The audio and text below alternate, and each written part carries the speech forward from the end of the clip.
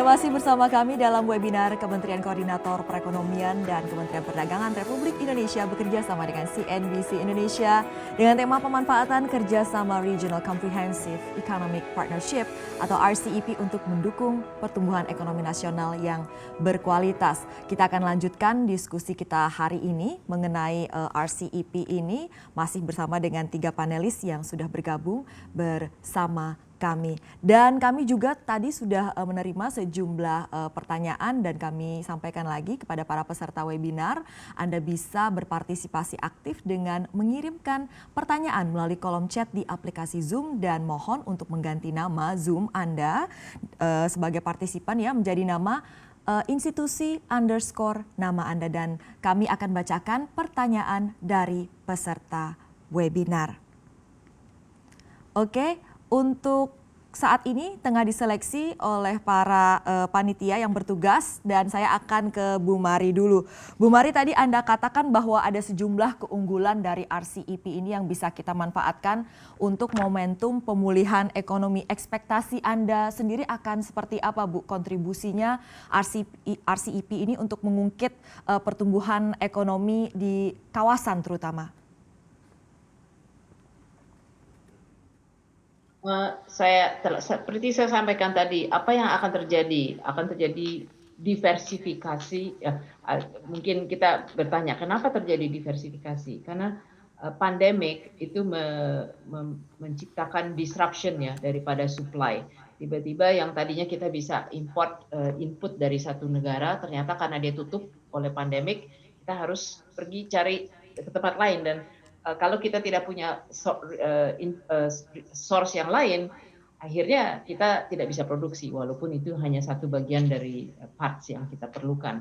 Jadi akhirnya yang kita lihat setelah pandemi, dan ini terjadi setelah SARS, terjadi juga setelah earthquake di Fukushima di Jepang, ternyata disruption dari salah satu bagian dari supply chain itu bisa sangat mengganggu produksi dan ekspor ya. Jadi apa yang akan terjadi adalah keputusan-keputusan dari perusahaan-perusahaan untuk bukan saja efisiensi yang dikejar, efisiensi itu artinya mencari sumber yang paling murah, tapi juga resiliensi ya, dalam arti dia harus menimbang-nimbang nih resiko. Jadi tidak tergantung kepada hanya satu sumber untuk inputnya. Jadi apa yang akan terjadi adalah diversifikasi. Tapi diversifikasi yang akan terjadi seperti terjadi setelah Fukushima, bukan dia kembali ke negaranya. Di Jepang justru pada waktu itu ketergantungan kepada beberapa parts di Jepang yang membuat mereka akhirnya terpengaruh. Mereka melakukan diversifikasi ke negara lain,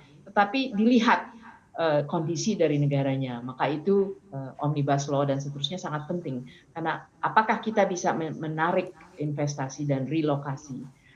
Itu sangat menjadi PR kita ke depan dan saya yakin setahu saya Omnibus Law itu memang dari segi timing luar biasa untuk mencoba menangkap kesempatan itu.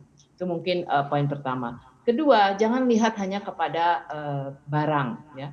Karena di dalam perkembangan ke depan global value chain juga akan mempunyai bagian yang penting dari jasa-jasa ya. Dan di sini business services, R&D, design dan seterusnya yang bisa juga menjadi bagian dari value chain yang sangat bisa menjadi bagian dari Indonesia ikut serta di dalam value chain yang akan berkembang.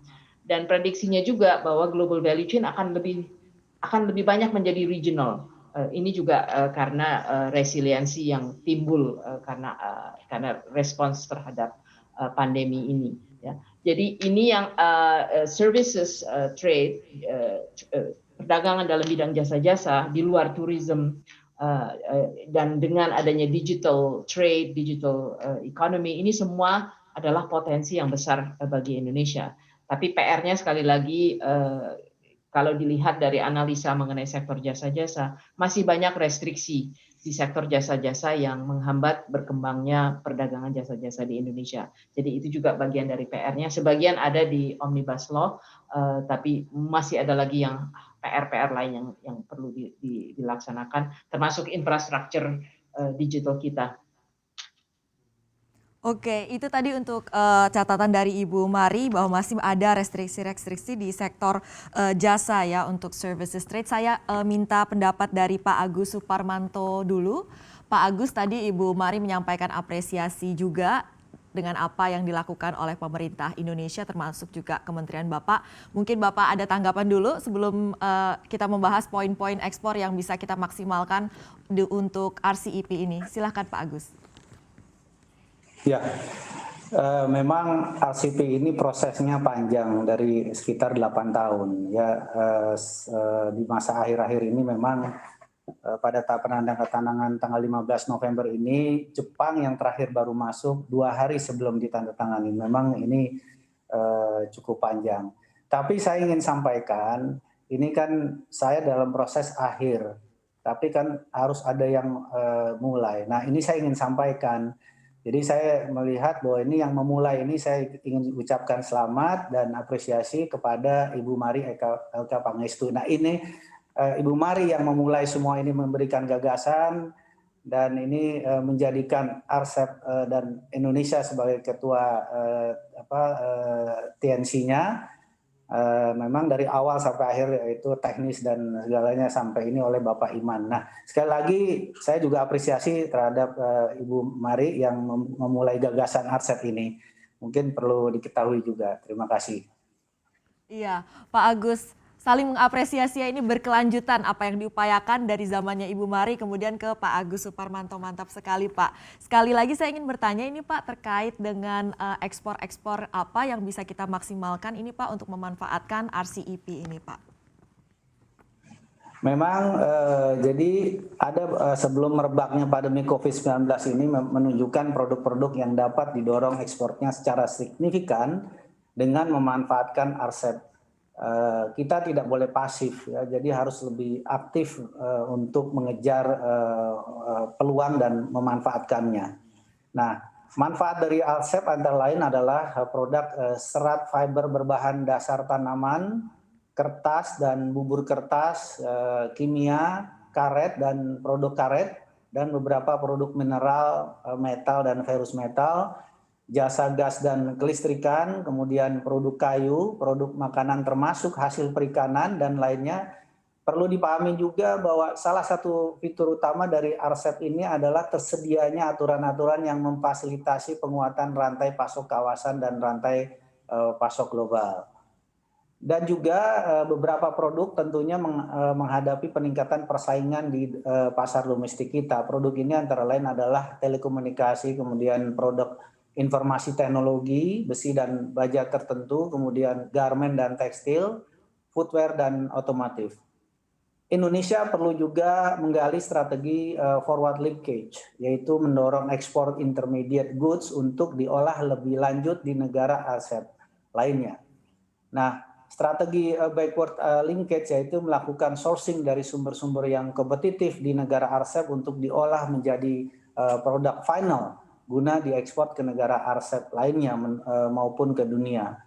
Dan juga sesuai dengan kajian yang kami lakukan teridentifikasi ada 23 pos tarif yang HS cost 6 digit yang dapat memetik manfaat dari backward linkage. Dan 14 pos tarif HS 6 digit yang mendapatkan manfaat dari forward linkage melalui RCEP ini. Oke, terima kasih Pak Agus. Paparannya tadi itu yang bisa kita maksimalkan ya untuk RCEP. Dan saya minta tanggapan dari Pak Rosan. Dari dunia usaha seperti apa Pak? Melihat Pak apa yang bisa kita maksimalkan dan kita manfaatkan Pak dalam kerangka RCEP ini?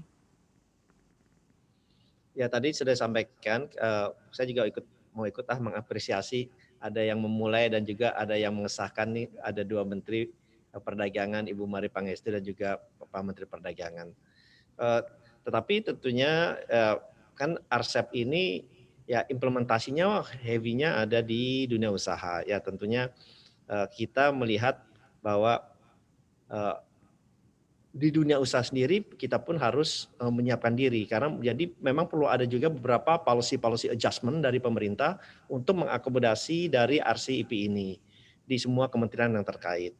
Dan juga tadi seperti singgung oleh Bu Mari bagaimana UMKM kita ini juga harus didorong untuk menjadi bagian dari global value chain kita.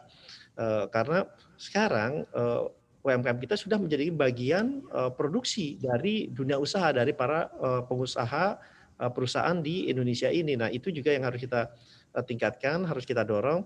Kita tahu peran UMKM terhadap PDB kita 60% dan dari sektor penyerapan tenaga kerja juga mencapai 96% dari 131 juta. Nah, jadi kami melihatnya di dunia usaha ini akan memberikan dampak yang positif, tidak hanya untuk perusahaan yang besar, tapi juga untuk perusahaan usaha kecil menengah, dan diharapkan akan adanya juga transfer dari teknologi, transfer dari kemampuan, dan yang paling penting bagaimana dunia usaha ini juga bisa merespon standarisasi dari dari produk-produk kita, barang kita, jasa kita, sehingga kita bisa berpartisipasi lebih banyak lagi, lebih aktif lagi di dalam global value chain, karena dengan adanya RCEP ini. Tadi saya sempat sampaikan secara historis memang kalau kita lihat negara-negara yang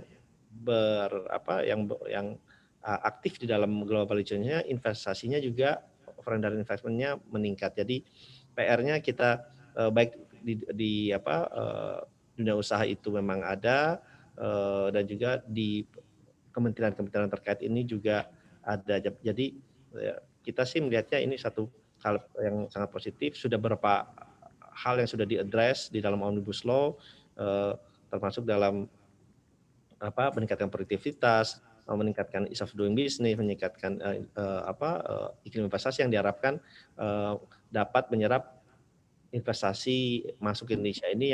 Yang paling penting juga adalah investasi yang berkualitas dan berkesinambungan. Itu yang juga perlu kita garis bawahi, yang sustainable, karena kedepannya itulah yang juga harus kita prioritaskan, tidak hanya dari segi pertumbuhan, tapi benar-benar pertumbuhan yang berkualitas dan berkesinambungan. Iya, berarti ini turunan dari Omnibus Law ini benar-benar menentukan juga ya, Pak Rosan? Oh iya, ya sangat nih, kan oleh sebab itu implementing regulation, aturan turunannya seperti peraturan pemerintah dan peraturan presiden ini memegang peranan yang sangat penting di dalam Omnibus Law ini, sehingga dan kita ketahui the latest adalah sesuai dengan amanatnya undang-undangnya 3 bulan sesudah Undang-Undang Cipta Kerja ini disahkan, implementing regulation itu harus selesai, berarti kurang lebih bulan Februari selesai, dan ini akan lebih memberikan kepastian dan juga implementasi terhadap seluruh pemangku kepentingan hasil dari Undang-Undang Cipta Kerja ini. Karena memang tadi saya masih sedikit, karena di beberapa negara memang tidak mau terkonsentrasi global value chain-nya di satu negara saja, dan ini menjadi regional. Dan kesempatan ini yang perlu kita raih, yang kita harus lakukan secara aktif, dan timingnya menurut kami justru Omnibus Law ini sangat tepat, karena memang trennya itu tidak mau terkonsentrasi di satu negara, tetapi juga lebih kepada regional untuk global value chain-nya. Terima kasih, Mbak Alin. Oke, kami menerima satu pertanyaan saat ini sedang kami nantikan untuk diberikan kepada saya. Untuk sementara saya bisa minta tanggapan dari Ibu Mari dulu atas apa yang tadi disampaikan oleh Pak Rosan.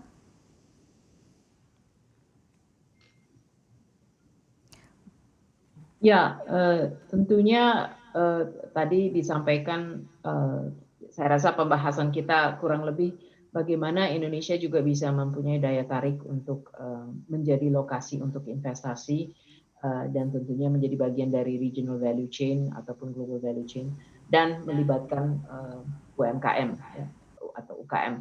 Nah, ini yang saya rasa tetap menjadi PR di luar Omnibus Law. Tentunya masalah infrastruktur, masalah SDM tadi Pak Rosan juga sudah menyampaikan. Tapi saya ingin menegaskan kembali mengapa RCEP itu menjadi potensi atau opportunity yang baik, karena tadi seperti saya sampaikan, angka-angka pemulihan perdagangan itu terjadi di kawasan Asia Timur ya. Jadi kelihatannya apapun yang terjadi setelah pandemi ini, jadi setelah kita dealing dengan health issue, dalam proses pemulihan kelihatannya kawasan kita inilah yang akan pulih kembali lebih cepat daripada kawasan lain. Sehingga ini opportunity untuk kita untuk benar-benar tidak pasif seperti tadi Pak Agus menyampaikan. Kita harus benar-benar proaktif untuk mengambil kesempatan ini. Karena yang akan growing adalah di kawasan ini, dan perdagangan itu both ekspor dan import, dan Tiongkok terutama di dalam 14th Five-Year Plan yang baru mereka umumkan itu jelas menyampaikan bahwa mereka akan growing domestic marketnya. Ya, jadi tentunya ini akan menjadi motor pertumbuhan bagi kawasan kita. Jadi ini bagaimana kita menangkap opportunity itu. Tadi angka-angkanya sudah menunjukkan sebetulnya 2/3 dari perdagangan, dari investasi, bahkan dari tourism dan travel flow, itu semuanya adalah intra-East Asia. Ya, jadi RCEP ini menjadi mungkin framework yang akan membuat semua menjadi lebih lancar, ya. Tapi tentu harus terjadi investment flow, dan di sini PR utamanya sih adalah bagaimana PR kita di dalam negeri untuk bisa menarik investasi yang kita akan membuat kita bukan saja menjadi bagian dari regional value chain, tetapi menciptakan pekerjaan, menciptakan nilai tambah, dan new sources of growth. Tadi yang banyak produk yang tadi telah disebut itu adalah our traditional comparative advantage, tapi bagaimana kita juga mencari our new sources of growth and comparative advantage, termasuk di bidang jasa-jasa. Menurut saya ini salah satu potensi yang besar. Oke, terima kasih Ibu Mari Elka Pangestu. Saya akan ke Pak Agus Suparmanto untuk closing statement, Pak. Silakan Pak Agus. Ya, terima kasih Mbak Alin. Saya kira apa yang penting dari diskusi kita pagi hari ini dan juga malam di waktu Ibu Mari adalah pentingnya kita membenahi dan meningkatkan daya saing ekonomi kita secara terus-menerus. Jadi berbagai perjanjian yang kita ikuti dan termasuk RCEP menawarkan peluang untuk dimanfaatkan oleh anggotanya. Namun demikian saya ingin mengatakan kembali bahwa manfaat itu tidak datang sendiri.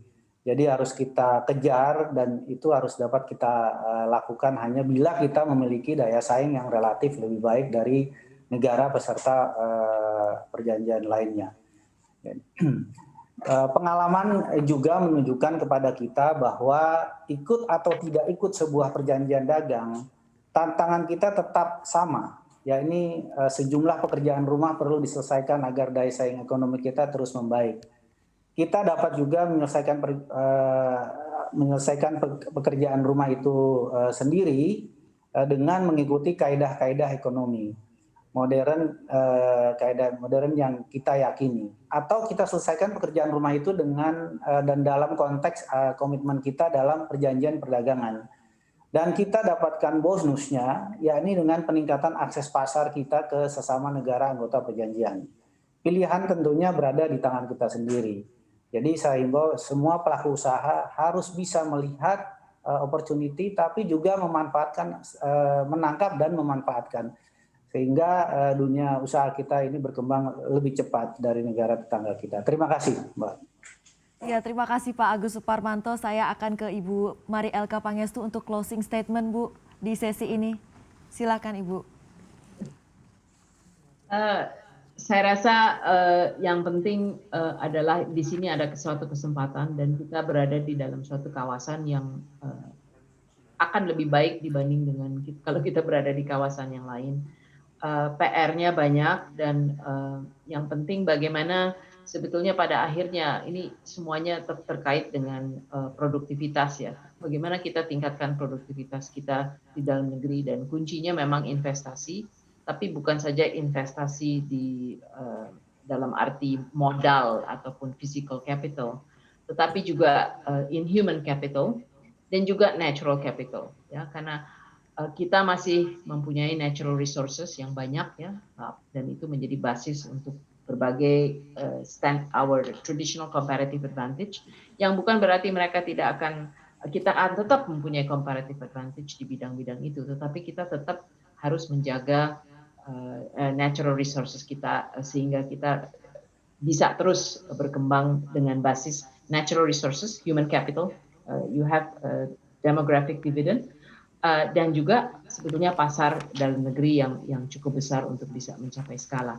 Ya, jadi ini bagian dari PR besar kita, dan semoga kita bisa benar-benar kali ini kerja keras untuk bisa memanfaatkan peluang yang akan terbuka bagi kita. Terima kasih. Memanfaatkan peluang yang ada harus dikejar tadi manfaatnya, kata Pak Agus juga senada dengan Ibu Mari Elka Pangestu. Saya sekarang ke Pak Rosan dari dunia usaha, Pak, closing statement, Pak. Ya, kalau saya melihatnya dari dunia usaha, bagaimana RCEP ini bisa memberikan asas manfaat yang besar terhadap dunia usaha dan pemangku kepentingan lainnya. Dan oleh sebab itu, hal-hal yang perlu kita perbaiki, kita sempurnakan baik dari segi regulasinya, dari segi birokrasinya, dari segi sumber daya manusia, logistik, infrastruktur, teknologi, dan juga kesiapan kita ini harus kita persiapkan benar-benar secara matang. Dan kita waktu kita tidak banyak karena harus diingat bahwa kita pun berkompetisi bersaing dengan negara-negara tetangga kita. They are keep reforming themselves, melakukan penyempurnaan dalam rangka meningkatkan produktivitas, efisiensi, daya saing, dan itu pun yang harus kita lakukan juga sehingga kita benar-benar di dunia usaha ini bisa mengambil asas manfaat yang maksimal dengan adanya RCEP ini. Terima kasih.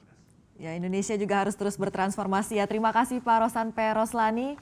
Kami ucapkan telah menjadi panelis dalam acara hari ini dan saya juga ingin mengaturkan terima kasih sedalam-dalamnya kepada Pak Agus Suparmanto dan juga kepada Ibu Mari Elka Pangestu. Terima kasih, salam sukses dan sehat selalu.